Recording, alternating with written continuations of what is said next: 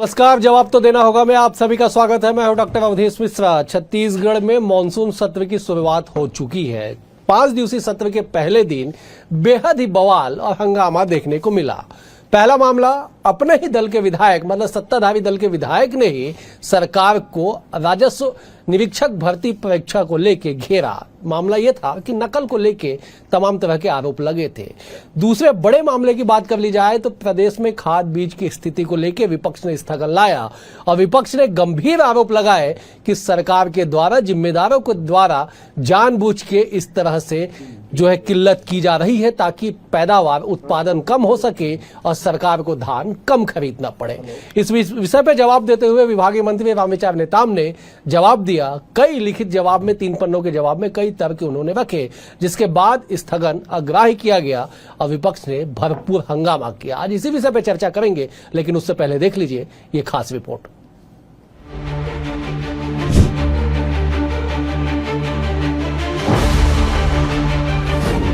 सोमवार छत्तीसगढ़ विधानसभा में मानसून सत्र का आगाज भारी हंगामे के साथ हुआ। सत्र के पहले ही दिन विपक्ष ने सत्ता पक्ष को घेरने में कोई कसर नहीं छोड़ी। नेता प्रतिपक्ष डॉक्टर चरणदास महंत ने शून्यकाल के दौरान राज्य में खाद बीज की किल्लत का मुद्दा उठाया। विपक्ष ने इस गंभीर संकट को लेकर स्थगन प्रस्ताव पेश किया, मगर कृषि मंत्री रामविचार नेताम की सफाई के बाद विधानसभा अध्यक्ष डॉक्टर रमन सिंह ने प्रस्ताव को खारिज कर दिया। इससे बौखलाए विपक्षी विधायक आसंदी के सामने गर्भगृह में जा घुसे और जमकर नारेबाजी की। नियमों की अवहेलना का हवाला देते हुए विपक्षी विधायकों को तत्काल निलंबित भी कर दिया गया। छत्तीसगढ़ विधानसभा मानसून सत्र के पहले दिन शून्यकाल में विपक्ष ने खाद बीज की कमी का लाया स्थगन। कृषि मंत्री रामविचार नेताम के वक्तव्य के बाद आसंदी ने स्थगन किया अस्वीकार। विपक्ष नारेबाजी करते हुआ गर्भगृह, आसंदी ने विपक्षी विधायकों को किया निलंबित। निलंबन के बाद सदन के बाहर गांधी प्रतिमा के पास बैठकर प्रदर्शन करते विपक्षी सदस्य। कांग्रेस ने डबल इंजन की सरकार को घेरते हुए लगाया किसान विरोधी होने का आरोप। चालू खरीफ सीजन में डीएपी का लक्ष्य 3.10 लाख टन था, जिसे घटाकर 1.03 लाख टन किया। विभागीय मंत्री का जवाब, डीएपी यूरिया की आपूर्ति वैश्विक समस्या के चलते नहीं हो रही। डीएपी की कमी की जगह दूसरे खाद से कमियों को पूरा कर रहे नैनो डीएपी का उपलब्ध है। कुल मिलाकर विधानसभा के सदन में 23 विपक्षी विधायकों ने जमकर हंगामा किया। पूर्व सीएम भूपेश बघेल ने सरकार पर फर्जी आंकड़े पेश करने का आरोप लगाया। वहीं पूर्व मंत्री उमेश पटेल ने भी डीएपी खाद की कमी को लेकर चिंता जताई और कहा कि किसान आंदोलित हैं। ऐसे में इस विषय पर गंभीर चर्चा होनी चाहिए। दूसरी ओर खाद डीएपी की कमी पर विपक्ष के द्वारा लाए गए स्थगन प्रस्ताव को लेकर कृषि मंत्री रामविचार नेताम ने अपना पक्ष बचाव के साथ रखा। बाजार में लगभग 1800, 1900, कहीं कहीं 2100 रुपए में ये खाद मिल रहा है और सोसाइटियों में उपलब्ध नहीं है। मैं खुद किसानों ने चक्का जाम किया था मेरे विधानसभा में और उसके बाद मेरे द्वारा वहां जाकर उनका समर्थन किया गया था। तो इस तरह से बहुत सारा पूरे छत्तीसगढ़ में बहुत विवाद की स्थिति है। 1300 के डीएपी 1900 और 2000 रुपया प्रति बोरी खरीदने के लिए बाध्य है। ये डबल इंजन की सरकार पूरी तरह से असफल है। वैश्विक कारण बताकर डीएपी के कम उपलब्ध करा रहे हैं। यदि वैश्विक कारण है तो फिर डीएपी कहां से आ रहा है? कि पिछले साल की तुलना में आज के तिथि में जितने पिछले साल हमने उर्वरक और बीज का वितरण किया था, उससे कहीं अधिक वितरण और भंडारण हमने अभी तक किया है। मानसून सत्र की शुरुआत से ही ये साफ हो गया है कि विपक्ष सरकार की नाकामी के मुद्दों को लेकर आर पार की लड़ाई के मूड में है। मानसून सत्र के पहले दिन यह भी खास रहा कि प्रश्नकाल के दौरान पटवारी से राजस्व निरीक्षक पदोन्नति भर्ती परीक्षा मामले में मंत्री भाजपा विधायकों से घिरते दिखे। बहरहाल विपक्ष के हंगामे के बाद सोमवार को सदन की कार्रवाई मंगलवार तक स्थगित तो हुई, लेकिन विपक्षी तेवर ने यह भी दिखा दिया है कि सदन की अगली 4 बैठकें किस अंदाज में होने वाली हैं। Bureau report, BSTV Chhattisgarh. इस रिपोर्ट को देख के आप समझ गए होंगे कि भले प्रदेश में देश में समय मानसून का हो, भले प्रदेश में थोड़ी सी तरलता हो, द्रव्यता हो, लेकिन सदन में जो आक्रोश दिखाई पड़ रहा है, जो तेजी कांग्रेस की दिखाई पड़ रही है, जो मुद्दे को लेकर घमासान दिखाई पड़ रहा है, बताने के लिए काफी है कि 4 दिनों तक छत्तीसगढ़ विधानसभा का मानसून सत्र इसी तरह से गरमाया रहेगा मुद्दों को लेकर। चलिए आज इसी विषय पर चर्चा करते। 3 बेहद ही खास और वरिष्ठ मेहमान हमारे से जुड़े, मेहमानों का परिचय सबसे पहले आपसे करा देता हूं। बीजेपी की ओर से राजीव चक्रवर्ती जी है, वरिष्ठ नेता है, प्रवक्ता है। राजीव जी बहुत स्वागत है आपका। कांग्रेस की ओर से बेहद ही वरिष्ठ नेता सुरेंद्र शर्मा जी जुड़े हुए हैं, कृषि विशेषज्ञ माने जाते हैं। सुरेंद्र जी आपका बहुत स्वागत है। बतौर राजनीतिक विश्लेषक, वरिष्ठ पत्रकार, सूबे की सियासत पे पैनी नजर रखने वाले डॉक्टर अनिल द्विवेदी भी हमारे साथ है। अनिल जी आपका भी बहुत स्वागत है। अनिल जी, मैं चर्चा की शुरुआत आपसे करता हूं। किसी भी विधानसभा में पक्ष विपक्ष के बीच टकराव कोई नई बात नहीं है, लेकिन सत्र के पहले दिन ही अगर ये तेवर कांग्रेस दिखा रही है तो इसके मायने क्या, और उस विषय पे भी जरा एक बार कहिएगा, जिस विषय को लेके, खाद बीज की कमी को लेके, स्थिति को लेके कांग्रेस ने स्थगन प्रस्ताव लाया था। अनिल जी। देखिए अवधेश जी, निश्चित तौर पर ये छत्तीसगढ़ विधानसभा का मानसून सत्र है, 5 दिनों तक चलेगा। और आज यदि पहले ही दिन यदि छत्तीसगढ़ के किसानों के हित को लेकर, उन्हें खाद बीज की समस्याओं को लेकर, और यदि ये मांग आज विधानसभा में गरमाई है, विधानसभा गरमाई है, विपक्ष ने सवाल उठाया है, सत्ता पक्ष उसका जवाब दे रहा है, तो एक बात तो बहुत साफ है कि छत्तीसगढ़ की राजनीति किसानों के हित में चलती है। इसलिए आज पहले दिन किसानों के मुद्दे पर बातचीत हो रही है। अब दावे तो अपने अपने हैं। वो एक शेर है ना अवधेश जी कि तुम्हारी फाइलों में गांव का मौसम गुलाबी है, मगर ये आंकड़े झूठे हैं, ये दावा किताबी है। तो अपने अपने दावे हैं, अपने अपने समस्याएं उठाई जा रही हैं। विपक्ष निश्चित तौर पर कांग्रेस है, कांग्रेस के जो विधायक हैं वो किसानों के मुद्दे उठाना चाहते हैं। वो विपक्ष इस बात को लेकर चिंतित है कि किसानों की जो समस्याएं हैं वो सॉल्व होनी चाहिए, और सरकार भी ये दावा कर रही है कि हमारे पास खाद बीज पर्याप्त है, आप चिंता मत करिए। राजनांदगांव का उदाहरण उन्होंने दिया, जहां 26,000 क्विंटल खाद बीज सुरक्षित रखा हुआ है और इतना ही लगभग वो बांट चुके हैं। आज सरकार ने भी अलग अलग जिलों के आंकड़े जारी कर दिए हैं कि कहां पर खाद बीज कितना जिलों में कितना है। अभी मैं ट्विटर में देख रहा था, सभी जिलों के कलेक्टर ने जो है वो खाद बीज के डिटेल जारी किए हैं। तो सरकार है, लेकिन निश्चित तौर पर कोई भी सरकार ये दावा नहीं कर सकती कि 100% किसानों की समस्याएं सॉल्व हुई होंगी।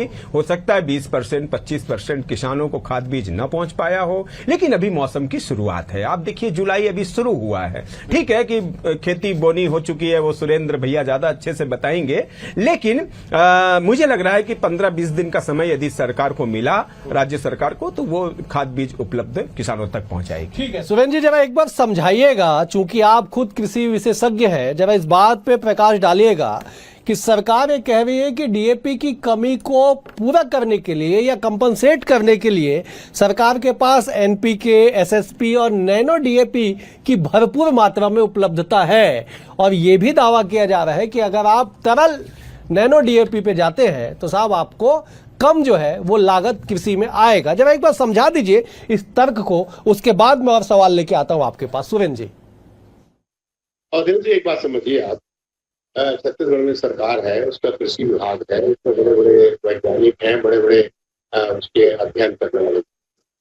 पहली बात तो ये है कि जैसे ही सीजन शुरू होता है उसके पहले हम आकलन कर लेते हैं कि इस साल छत्तीसगढ़ में कितने एकड़ में धान की बोनी होगी, कितने एकड़ में दलहन होगा, कितने एकड़ में तिलहन होगा, उसके लिए किस किस तरह से खाद की आवश्यकता पड़ेगी, कितनी दवाई की आवश्यकता पड़ेगी, कितने बीज की आवश्यकता पड़ेगी। ये कृषि विभाग की जिम्मेदारी है कि समय से पूर्व, जैसे खरीफ आने के पहले का जब समय होता है उस समय इसका आकलन कर लिया जाना चाहिए। सरकार ने आकलन कर भी लिया, और आकलन करने के बाद सरकार के पास ये आंकड़े हैं कि जहां हमको इतने डीएपी की आवश्यकता है, उसका 1 तिहाई डीएपी ही केंद्र सरकार आपको उपलब्ध कराएगी। इस बात की जानकारी इस सरकार को आज नहीं, आज से 3-4 महीने पहले से है। अब ये उसके विकल्प के रूप में नैनो ला रहे हैं, नैनो डीएपी है, या अन्य जो विकल्प ला रहे हैं एनपीके या सुपर फास्फेट, यूरिया और पोटास को मिलाकर के खेती करने की बात है। तो सवाल ये है कि इस बात की जानकारी किसान जो है परंपरागत रूप से रोपाई के समय, बुआई के समय डीएपी का इस्तेमाल बरसों से करता चला आ रहा है। किसी कारणवश उसकी उपलब्धता नहीं है तो सरकार को समय से पूर्व किसानों के बीच में संगोष्ठी करके इस बात की जानकारी देना चाहिए कि नैनो डीएपी का इस्तेमाल आपको कैसे करना चाहिए, फिर उसके लिए जो पर्याप्त मात्रा में स्प्रेयर उपलब्ध है कि नहीं है, और उसका इस्तेमाल किस ढंग से करना है, इन सारे चीजों के जानकारी के अभाव में आज जब बारिश हो गई है, धान की बुआई हो गई है, ब्यासी और रोपाई का समय है, ऐसी स्थिति में किसान सोसाइटियों में भटक रहे हैं। हर सोसाइटियों में मतलब दावा नल की स्थिति है, बहुत ज्यादा झगड़ा की परिस्थिति निर्मित हो गई है। और इस सरकार को ये इस बीज के मामले में ये झूठ बोल रहे हैं। इनको जानकारी है कि 4 लाख मीट्रिक टन से अधिक बीज की आवश्यकता होगी। इन्होंने भंडारण किया 3,10,000 मीट्रिक टन बीज का। उसमें भी जो प्रमाणित बीज होते हैं बीज निगम के द्वारा, वो अप्रमाणित बीजों का इतना प्रचुर तादाद है, तो उसमें अंकुरण नहीं हो रहा है, बीज फेल हो रहे हैं। कुल मिला के किसानों के बीच में आपाधापी की स्थिति है।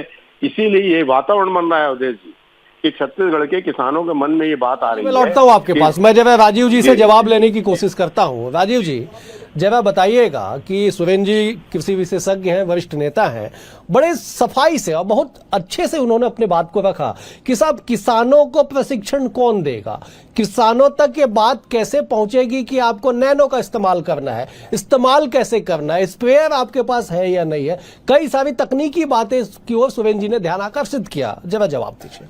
सुरेंद्र जी ने बहुत स्पष्टता से कहा कि ठीक है, हो सकता है, उनको पता है कि डीएपी की सरलता से उपलब्धता नहीं है, लेकिन मैं उनको धन्यवाद देता हूं कि उन्होंने स्वीकार किया कि जो मौजूदा जो वैकल्पिक व्यवस्था है, नैनो डीएपी और अन्य जो संसाधन है, उसका मिश्रण से बिल्कुल खेती कर सकते हैं और बिल्कुल वही प्रयास चल रहा है। आज का जो कृषक है मूलतः वह मैट्रिक से ज्यादा होता है, ग्रेजुएट होता है और वो सोशल मीडिया से भी जुड़ा है या अपने जो दूसरे मित्रों से जुड़ा हुआ है। तो सुरेंद्र जी की जो आशंका है, बिल्कुल मैं उससे मानता हूं कि आज वो कृषक इतने जागरूक हो गए हैं कि जो परंपरागत रूप से जो संसाधन है, जो टेक्नोलॉजी आ गई है, एग्रीकल्चर टेक्नोलॉजी आ गई, सेरिकल्चर टेक्नोलॉजी आ गई है, और उस जनरेशन को स्वीकार करते हैं जो नए किसान हैं। और बिल्कुल मैं मानता हूं नम्रता से कि कमी थोड़ी सी हुई है, लेकिन देर है साहब अंधेर नहीं है। और छत्तीसगढ़ में 3 वैरायटियां लगती है, अर्ली वैरायटी, पोस्ट वैरायटी और लेट वैरायटी। तो इसमें जितना कांग्रेस पार्टी जिस प्रकार से इसका राजनीतिक श्रेय लेना चाहती है, सुरेंद्र जी जानते होंगे कि छत्तीसगढ़ में हमेशा से ही जो जब से रासायनिक खेती की शुरुआत हुई है तब से आज तक ये चला आ रहा है। यानी लोग, जो हमारी परंपरा है, जिस दिन खेती शुरू होती है कि होड़ लग जाती है कि हमें आज ही मिल जाए। ये कांग्रेस के समय भी था, पिछले 15 वर्षों में भी था और आज भी है। तो लोगों को आपके लोकप्रिय चैनल के माध्यम से, और सुरेंद्र जी भी मुझसे सहमत होंगे कि हड़बड़ी करने की आवश्यकता नहीं है। जैसे अनिल जी ने भी कहा, पर्याप्त मात्रा में है और धीरे धीरे पहुंच रहा है। राजीव जी, मैं टोक रहा हूं आपको, मैं इसलिए टोक रहा हूं साहब, मेरे पास एक आंकड़े हैं। आज सदन में जो जवाब दिया गया, आपने कहा कि धीरे धीरे मात्रा पहुंच रहा है, हड़बड़ी करने की जरूरत नहीं।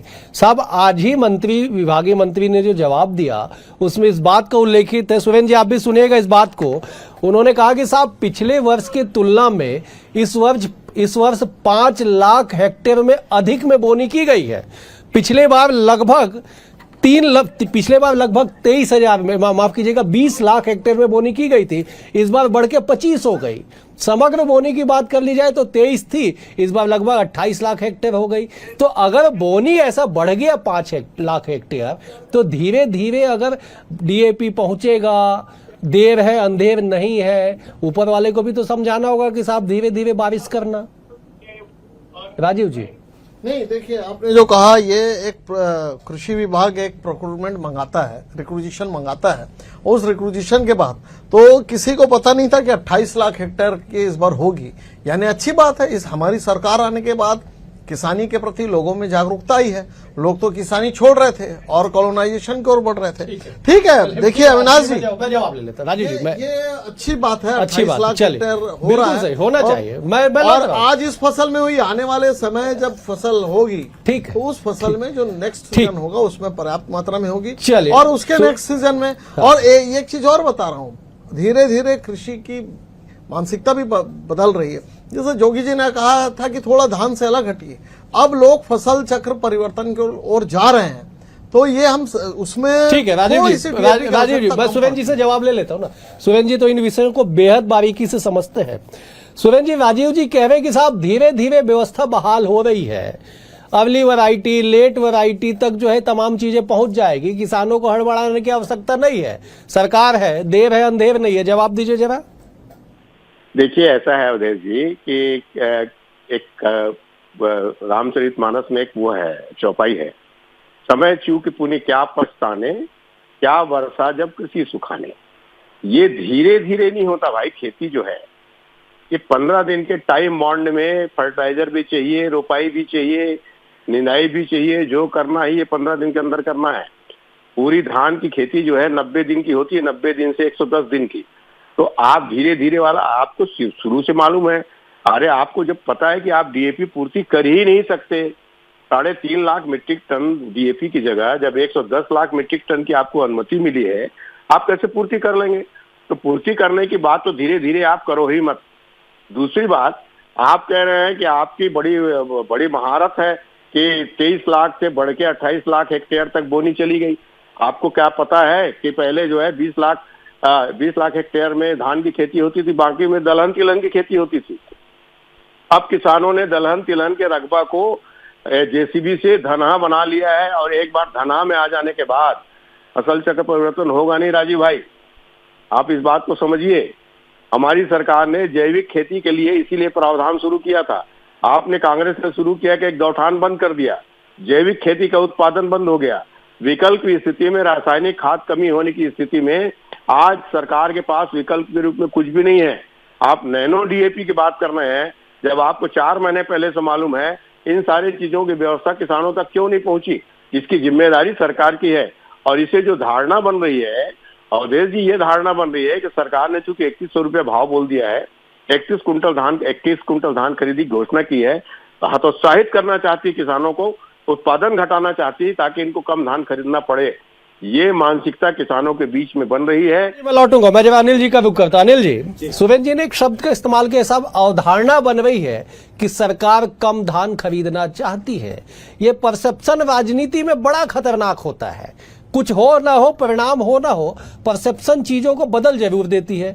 तो अगर ये परसेप्शन एक ऐसे राज्य में जो धान का कटोरा माना जाता साहब, जहां पे धान की किस्मों की, धान की वैरायटी की चर्चा विदेशों में होती है, यहां पे अगर ऐसा परसेप्शन क्रिएट होगा तो फिर कैसे काम चलेगा? अनिल जी। बिल्कुल, अवधेश जी, आपने एक परसेप्शन की बात कही, तो वो परसेप्शन में बताना चाहूंगा आपके दर्शकों को कि छत्तीसगढ़ में जिसकी सरकार होती है, जिस राजनीतिक दल की, सामने एक विपक्ष होता है, और विपक्ष हमेशा ये आरोप लगाता है कि किसान और खाद बीज की कमी है, खाद वगैरह किसानों को मिल नहीं पा रहा है, फसल चक्र इससे प्रभावित हो सकता है।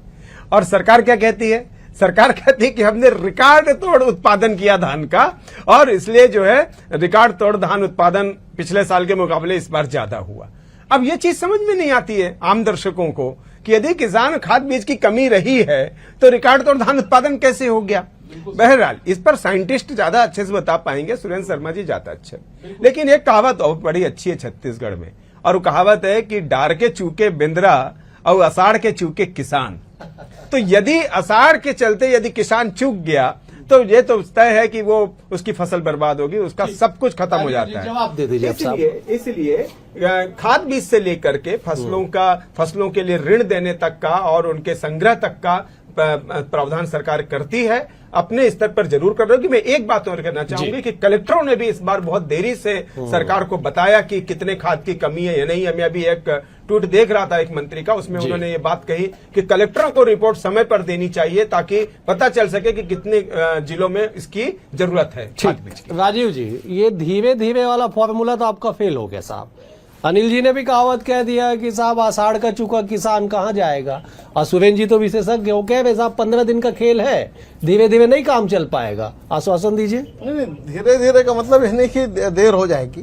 मैंने कहा निश्चित रूप से जो समय सीमा पर आ जाएगी। हम कांग्रेस की सरकार की तरह नहीं कि किसान भटकते रहे बारदाने के लिए, किसान भटकते रहे पंप के लिए, बरसात के समय बिजली गुल हो जाती थी। हम उतने असंवेदनशील नहीं है। हमको पता है 2.5 साल बाद फिर से किसान बंधुओं के पास जाना है, हमारे अन्नदाताओं के पास जाना है। इसलिए बिल्कुल जो सुरेंद्र जी कह रहे थे कि जानबूझकर ये किसान सरकार चाहती कि जाना ना पड़े, बिल्कुल हमको पता है कि हम तो चाहते हैं कि किसान अन्नदाता भाइयों को फसल मिले, सामग्रियां मिले और समय पर खेती किसानी हो और धूमधाम से दिवाली त्योहार मनाएं। ये देखिए, ये कुछ देश काल वातावरण परिस्थितियां रहती है डॉक्टर अवधेश जी। मैं आपको बता दूं, जो युद्ध चल रहा था, जो ऑपरेशन सिंदूर चला, उसके बाद जो यूक्रेन रूस का युद्ध चल रहा है, अनिल जी को भी शायद पता होगा, हमारे लाखों मेट्रिक टन जो खाद है, जो रासायनिक उर्वरक है, वो फंसे हुए हैं विभिन्न डाक पे। कुछ बांग्लादेश का जो रूट हुआ करता था उससे सीधे सीधे आता था, आज हमने उन्हें प्रतिबंधित कर दिया, उन्होंने भी हमें प्रतिबंधित कर दिया। तो कुछ तात्कालिक परिस्थितियां भी है, कोई सरकार नहीं चाहती कि किसी अन्नदाता को तकलीफ दिया जाए। ठीक है। जो अन्नदाताओं को तकलीफ देता है वो खुद तकलीफ पाता है। तो हमको बताने की आवश्यकता नहीं, हम बिल्कुल सजग है और इस बात के लिए चिंतित है कि समय पर पहुंच जाए। और साहब, मैंने कहा कि जो लेट वैरायटी है वो अभी शुरू होने में समय है। ठीक है सुरेश, उस तक आप पहुंचेगी बिल्कुल। और सुरेंद्र जी भी निश्चित रहे, ठीक है, अगर उनकी मैं जवाब ले लूं, खेती किसानी में तकलीफ हो रही तो 2-4 दिन और इंतजार ठीक करें। है सुरेश जी, इस बात को तो मानना पड़ेगा कि राजीव जी जो तर्क दे रहे हैं कि साहब जो विदेशी रिश्ते हैं वहां पे जो कुछ तकनीकी दिक्कत हुई है, इस कारण लाखों टन जो खाद है वो फंसे हुए हैं। राजीव जी के शब्दों को मैं कोट कर रहा हूं। सरकार कह रही है कि साहब 1,79,000 बॉटल नैनो डीएपी हमारे पास भंडारित है, किसानों को परेशान होने की जरूरत नहीं है, सरकार युद्ध स्तर पे लगी है इसके प्रचार प्रसार करने में। सुरेंद्र जी, देखिए, सबसे पहली बात यह है कि एकदम झूठ है ये।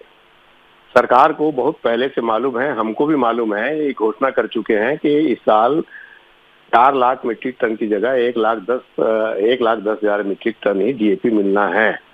चाहे जिस वजह से वो रास्ते में कहीं नहीं रुका हुआ है, जितना डीएपी अलॉट आना है देश में वो आ चुका है। ये एकदम पूरी तरह से झूठ है। दूसरी बात, हमारे राजीव भाई ने बिजली की बात जैसे कि मेरे को एकदम करंट लगा। क्या मौका चुना है भाई बिजली के दाम बढ़ाने का। ठीक किसानी का समय है, पंप का बिजली का बिल बढ़ा दिया, उपभोक्ताओं का बिजली का दर बढ़ा दिया, हमारे जंगल काट रहे हो, हमारे कोयला निकाल रहे हो, हमारे यहाँ बिजली का उत्पादन हो रहा है। अब अजीब सरकार है भाई, भारतीय जनता पार्टी की सरकार, अद्भुत सरकार है, इनको कितनी बधाई दूं मैं। दारू का एक्साइज ड्यूटी कम करते हो, शराब के विस्तार में पूरा ध्यान देते हो, या घरेलू उपभोक्ताओं के बिजली के दर में वृद्धि करते हो। तो ये सब अद्भुत काम भारतीय जनता पार्टी कर रही है।